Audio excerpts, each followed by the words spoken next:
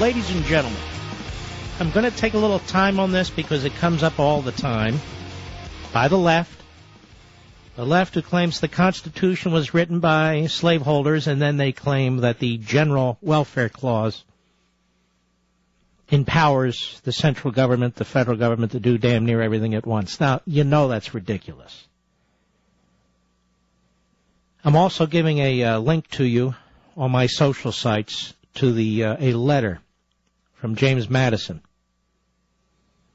to another gentleman, where this question comes up, and he spends a significant amount of time writing him back and explaining it to him. Not only was Madison the main, for lack of a better word, stenographer at the Constitutional Convention, not only was he, if not the most powerful force, certainly one of them at the Constitutional Convention, he was often asked about his view, once it was ratified and years later, of particular aspects of the Constitution. So this general welfare and common defense, these phrases, it came up often. And they asked Madison, and he responds in this letter. What was intended by this? Was it intended to give Congress plenary power, that is, power to do whatever it wishes to do? And in the letter, he says, in tracing the history and determining the import of the terms common defense and general welfare, as found in the text of the Constitution, he goes through the lights are furnished by the printed journal of the convention, which formed it. And without reading the entire letter, you can do it yourself. He says, look, I looked through this letter, the convention notes. I went through the journal. These terms were taken out of the Articles of Confederation. But at no time and nowhere during the Constitutional Convention did any committee of the whole, any committee in part, or any framer at the Constitutional Convention make the argument that the Common Defense and General Welfare Clause gave Congress unfettered plenary power. His point is nobody even made that case. And then he explains, as I've explained many times, but he explains in the letter, and he gives date after date after date, by the way, as he goes through this, that in fact we spent that summer in Philadelphia creating a government of limited enumerated powers. Different branches with specific authority. And if we went to the trouble day after day of debating and eventually settling on what the enumerated, what the specific powers of these branches would be, and we spent no time whatsoever on explaining the Common Defense and General Welfare Clauses as plenary, how can it then be said, now I'm using my language, that the entirety of the Constitution, except for this clause, is swallowed by the clause?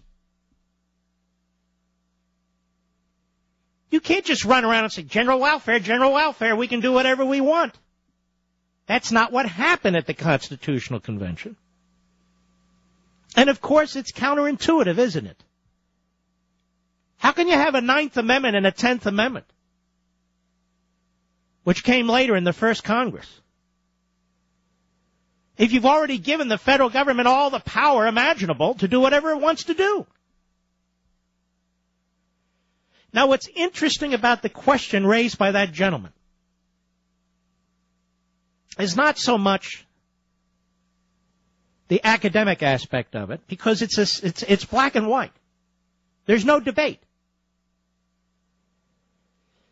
But he wants the Constitution to say that under the General Welfare Clause, the federal government can do damn near whatever it wants. That's Article 1, Section 8, Clause 1. He wishes the Constitution gave the liberal Democrats the power they are now exercising, and then some. Because he also said to me, how can you support the rule of law when you oppose regulations? So when faceless bureaucrats issue regulations that are detrimental to society, that destroy farming, that destroy coal mining, that destroy oil production, that destroy trucking, that destroy transportation in general, and on and on and on, how can I possibly support the rule of law if I don't support all of that? See the point? This is a man who's arguing for his own enslavement, who has no comprehension of the Declaration of Independence, which is a document of individual liberty, of the Constitution, which is a document aimed at limiting the central federal government so that it doesn't become a national leviathan. He wants it to be everything that it's not. He doesn't even recognize his own individual liberty rights. He rejects his own sovereignty. And he's not only prepared to surrender his, he's prepared to surrender all of ours. He can't even tell you who's issuing regulations. He can't even tell you if what they're doing is politically motivated. He can't even tell you if what they're doing is destructive. His view is they're doing it, so it must be good. Now, we conservatives, we have a completely different view of individuals. We respect the rights, the liberty of the individual. Why should we be conferring so much authority and so much power on individuals to control us who are no better than we are?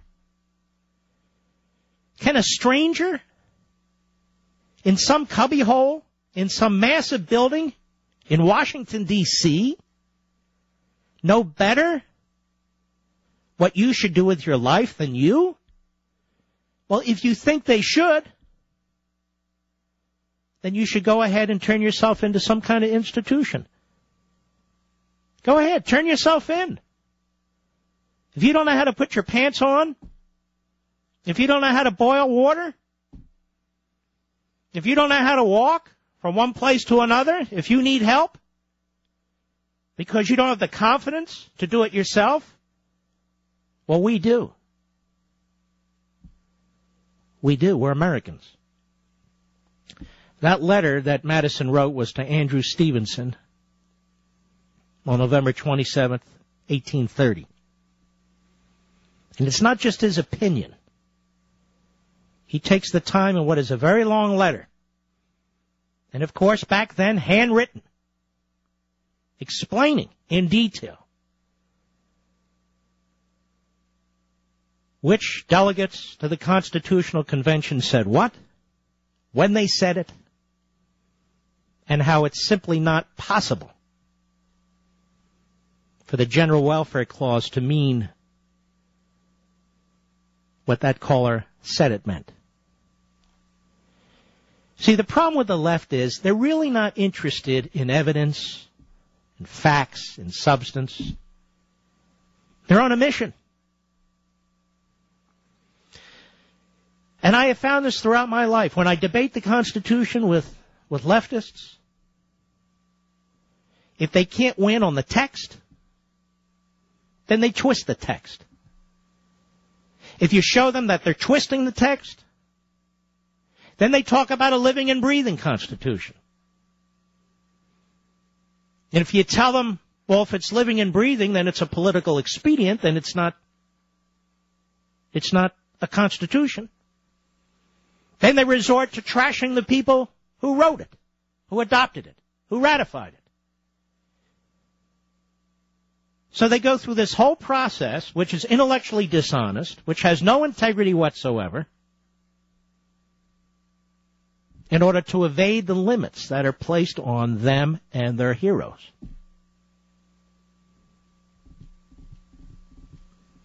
Anyway, enough of this, but I wanted to address it because I think it's important, because it comes up a lot.